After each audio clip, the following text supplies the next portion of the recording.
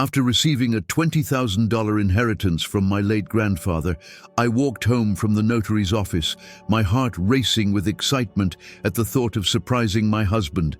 But as I reached the door, I heard voices, his voice and Faye's. They were talking about me, and what I heard drained the color from my face.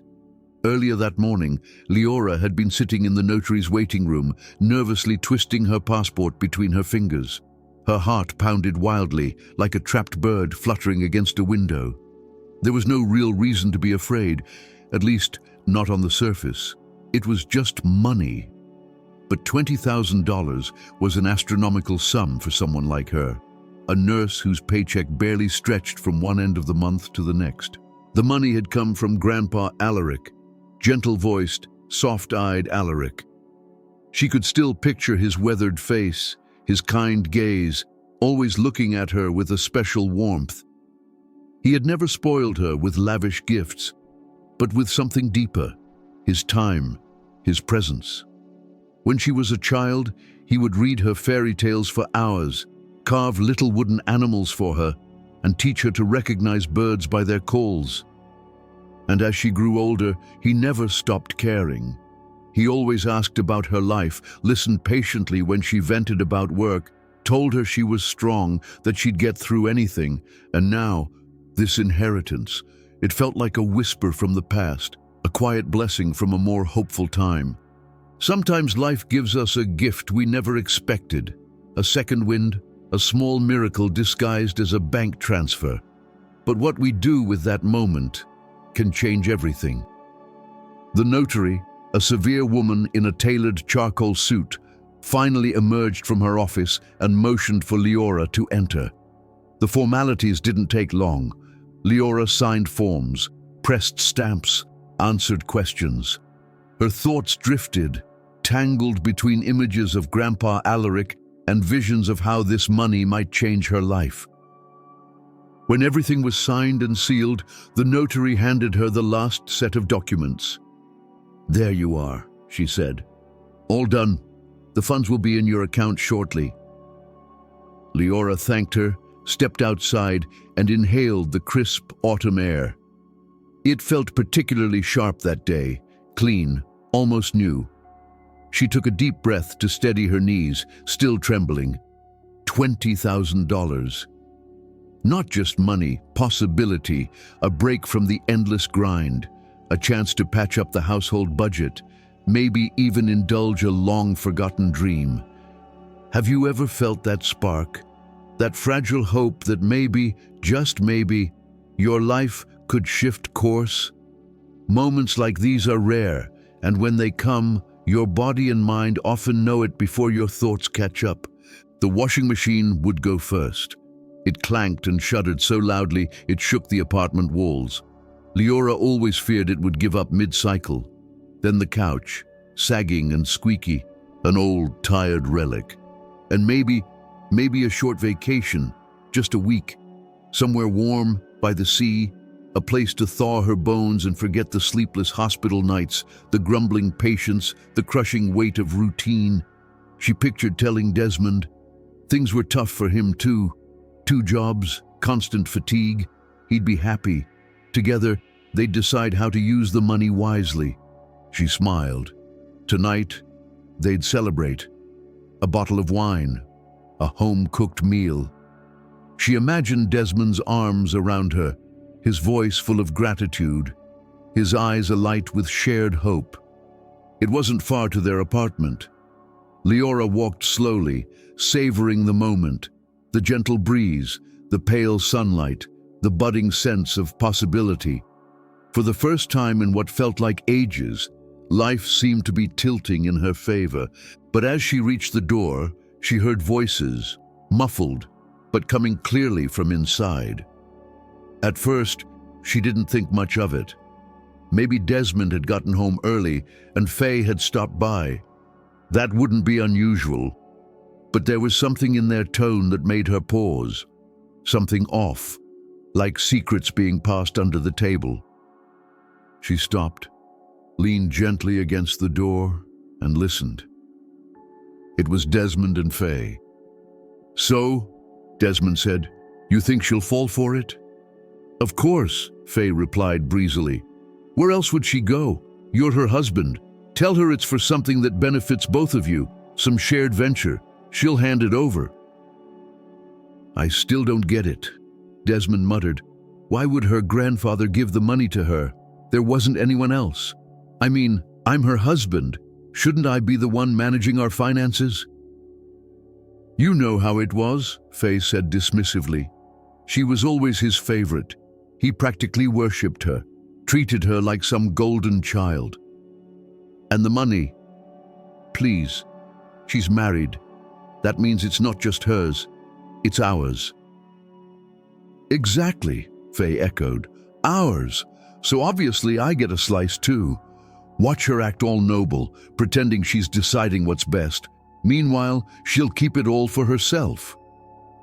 There are moments in life that split everything into a before and an after. What Liora heard on the other side of that door, that was hers. Liora stood frozen, the words slicing deep. Squeeze it out of her, not hers, ours. Was this really what they thought of her?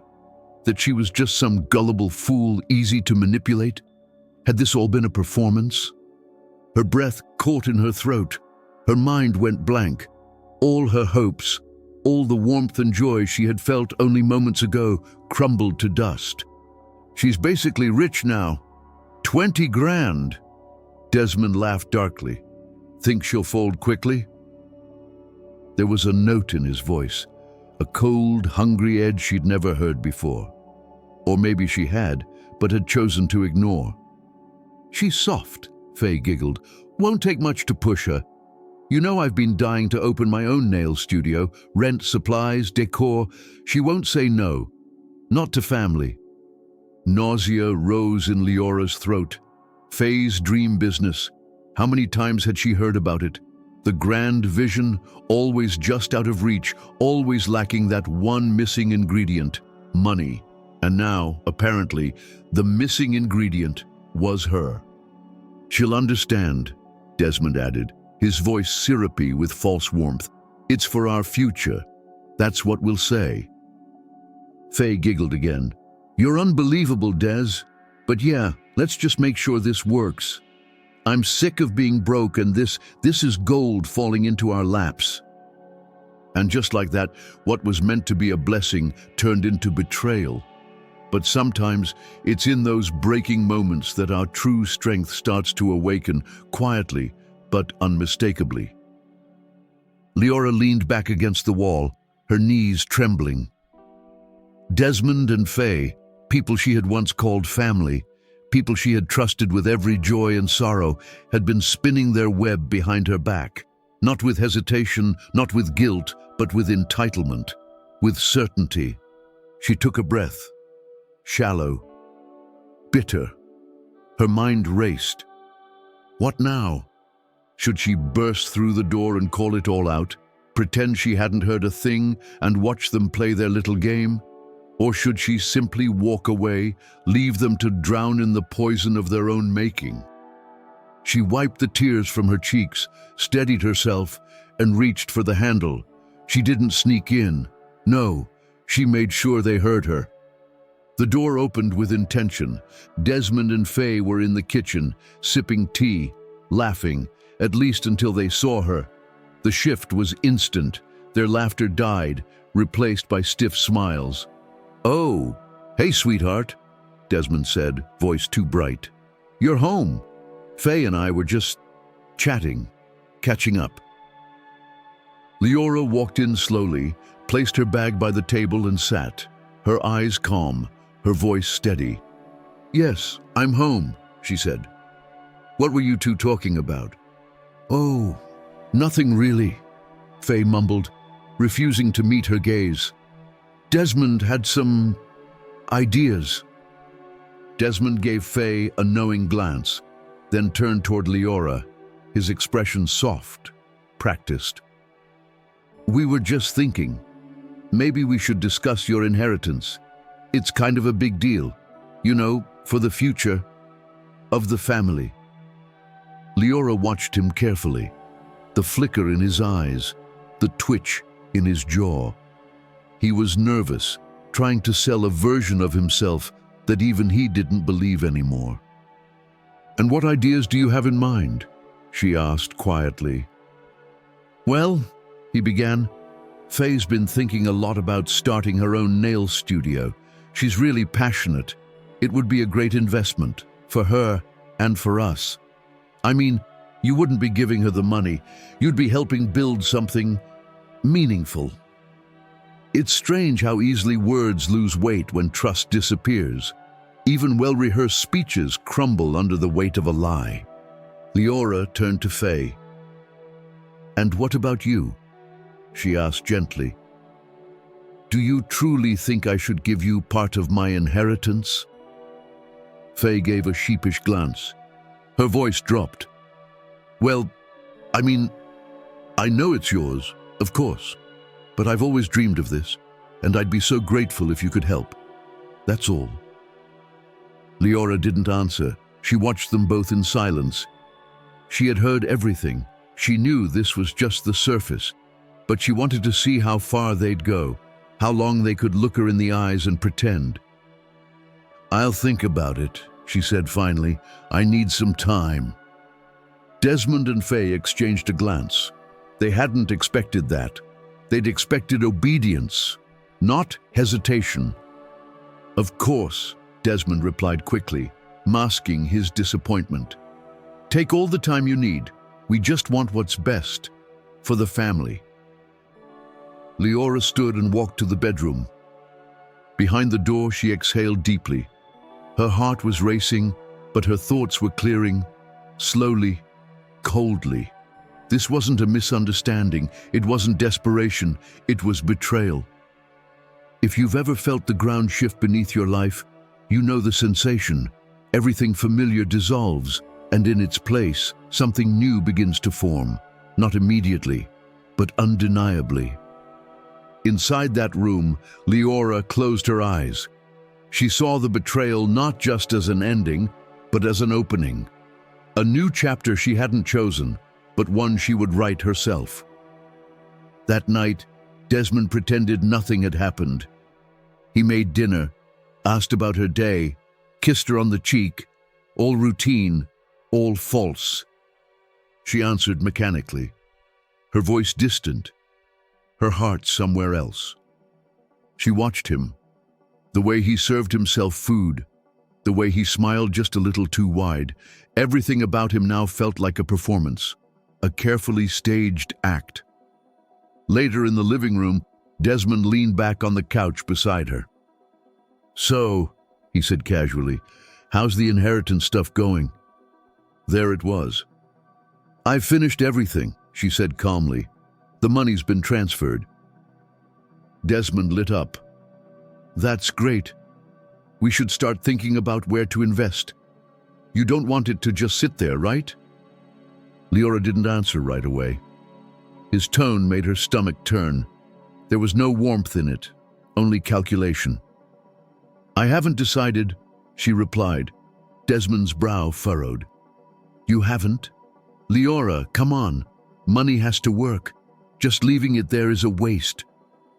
He shifted closer, took her hand.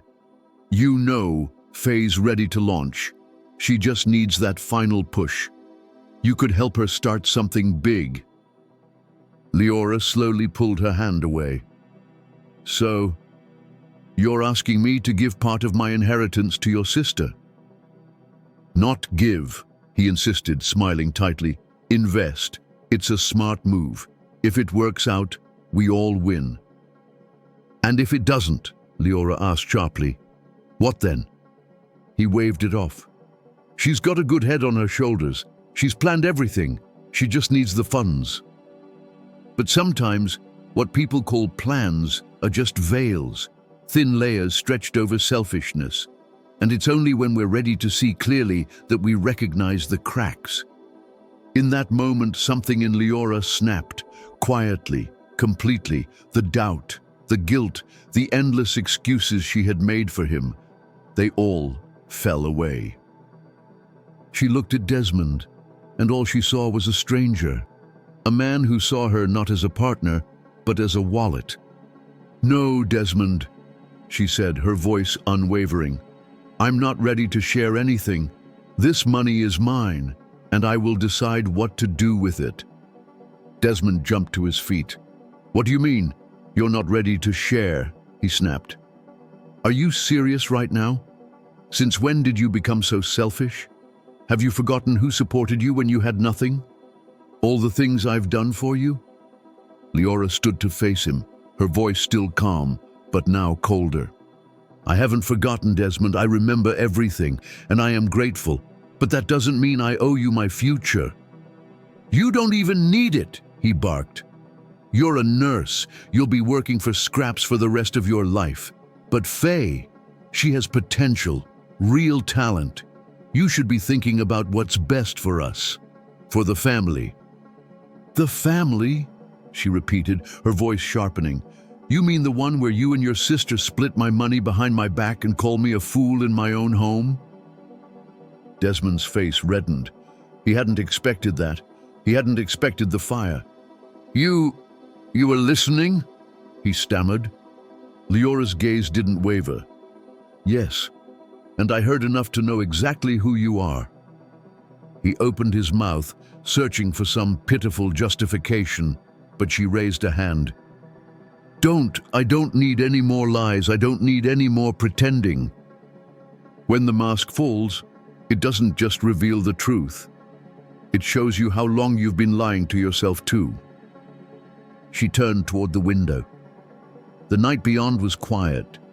The city lights twinkled in the distance, silent and indifferent. But inside her, something had shifted permanently.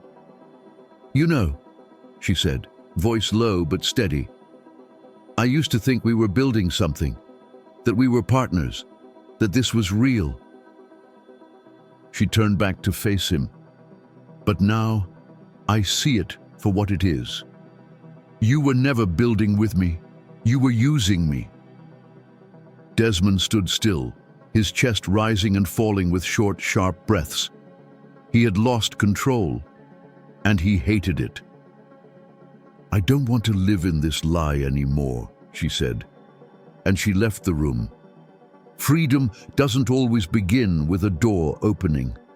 Sometimes it begins with the decision to stop waiting for someone else to become the person you need. That night, Liora lay awake. The ceiling above her felt unfamiliar, heavy, but her mind, for the first time in years, felt clear. She wasn't afraid of being alone. Not anymore. The real fear was staying with someone who saw her as a resource instead of a person. The morning came cloaked in grey rain. She rose from bed and stood at the window. Droplets streaked the glass like soft, silent tears. But her eyes were dry, her heart resolute. She thought of Grandpa Alaric, of his steady hands, his quiet faith in her. "Thank you," she whispered. "I see it now." For days, Liora moved like a ghost through the apartment. She went to work. She took care of her patients. She came home, but she was no longer really there. Her spirit was already gone. And Desmond, sensing the shift, became more attentive than ever. He brought her breakfast, kissed her forehead, asked about her day. But Liora wasn't fooled. Behind every small gesture, she saw the fear of losing his chance at her money. She said nothing. She watched, and each day, the weight of her illusions grew lighter. Sometimes, healing doesn't look like joy. It looks like quiet resolve, like knowing you're done explaining yourself to people who never listened in the first place. At night, after he fell asleep, she would quietly rise. She began packing, not everything, just what mattered. A few clothes, important documents, family photos. She opened a new bank account, transferred her savings. She read everything she could about legal separation, financial protection, and her rights.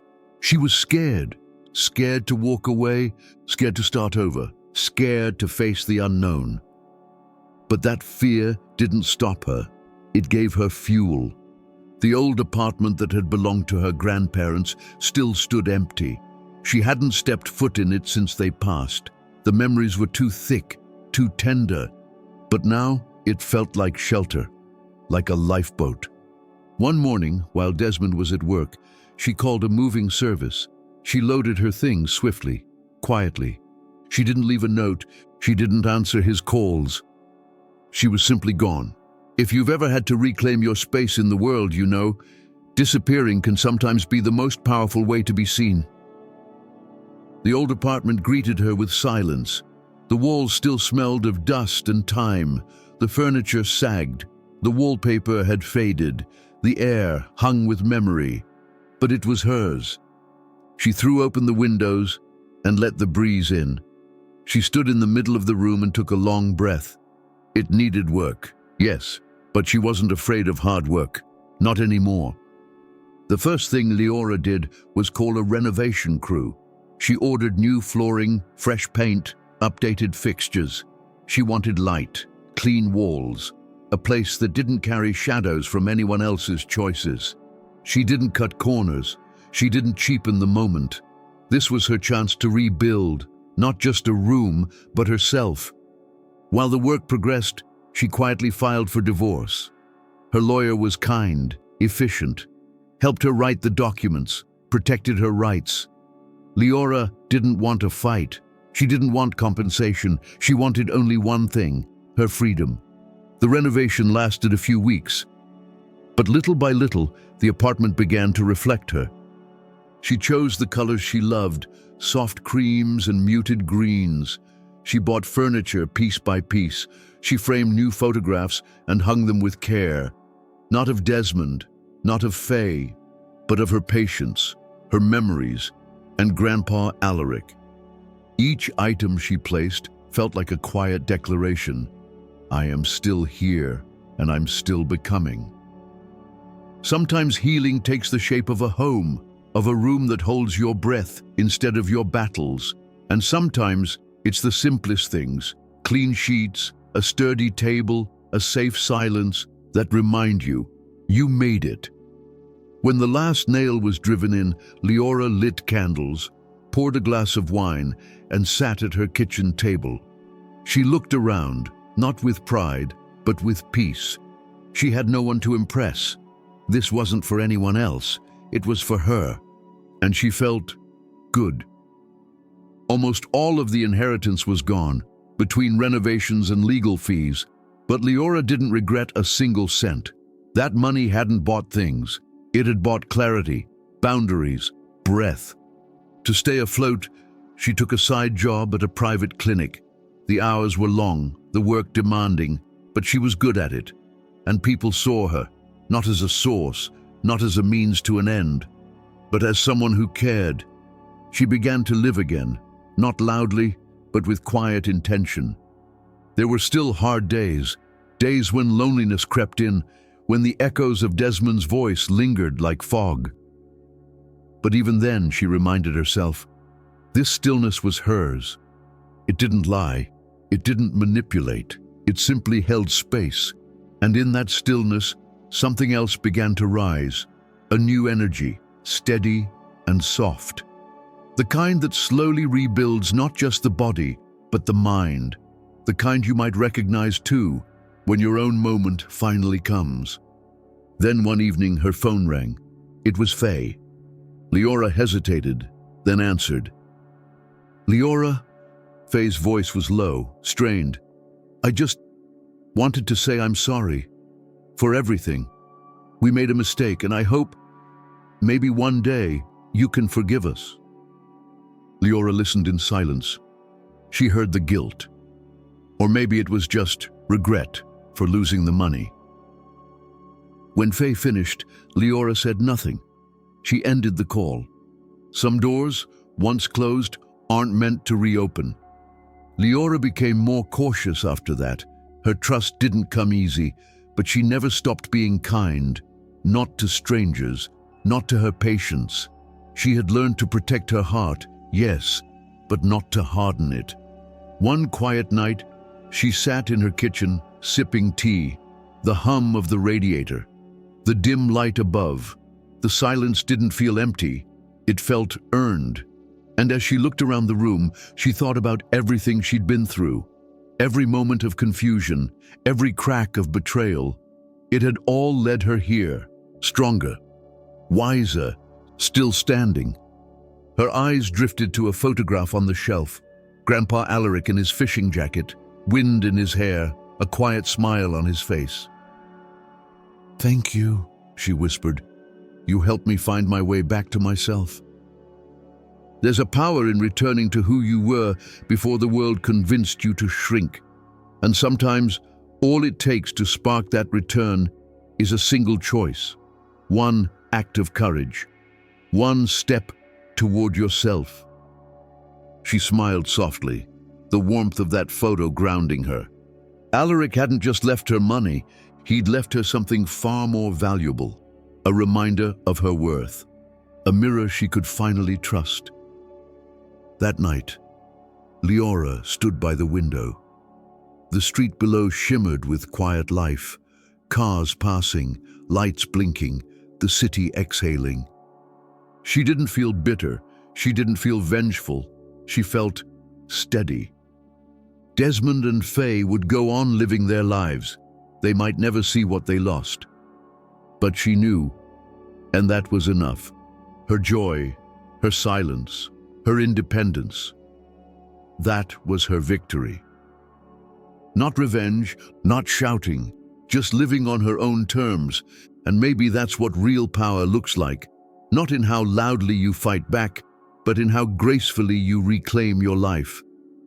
Each night, she returned to her own quiet sanctuary, a space untouched by manipulation, untouched by masks, a space where she could hear her own thoughts again.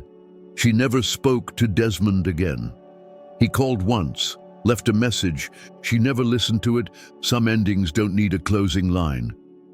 They just need to end. There were moments still when loneliness knocked on her chest, when the silence felt like too much. But even then, she remembered. This silence was real. It was safe. It didn't twist her words. It didn't ask for her soul in return for love. And so she stayed, and breathed, and healed, because sometimes freedom isn't loud, it's quiet. It looks like folding your laundry in peace, drinking your tea without checking your tone, looking in the mirror and seeing only yourself. She filled her space with new rituals, morning stretches, evening candles, books that made her feel something, food that nourished, not punished. She didn't chase happiness. She built steadiness, and in that steadiness, happiness found her. And though she'd learned to guard her heart, she never let it grow cold. She still offered kindness where she could, still helped those who stumbled, still comforted strangers in the waiting room. And on one evening, when the rain tapped gently at the window and her body ached from a long shift, Liora found herself thinking not of the past, but of the future. What if transformation didn't require punishment? What if it could begin from a place of gentleness, of quiet power, of giving your body the support it's been silently asking for? Because for some, like Liora, healing started with a choice. For others, it might begin with a discovery, something simple, natural, unexpected, like a mysterious purple peel, a recent natural breakthrough that, according to new studies, may help triple the body's ability to burn fat, even while sleeping, without punishing workouts, without cruel restrictions. If you're curious about how this discovery might help you regain energy, restore confidence, and reclaim the body you once felt safe in, you'll find everything you need in the description of this video. Liora sat at her kitchen table, bathed in the soft golden light of a single lamp, a warm cup between her palms, a quiet song playing from another room. And as she looked at the photo of Grandpa Alaric, she smiled, not with sorrow, not with longing, but with gratitude, because his gift had been more than money. He had reminded her of who she was before the noise and helped her become someone even stronger. She stood, walked to the window, and looked out at the city lights below.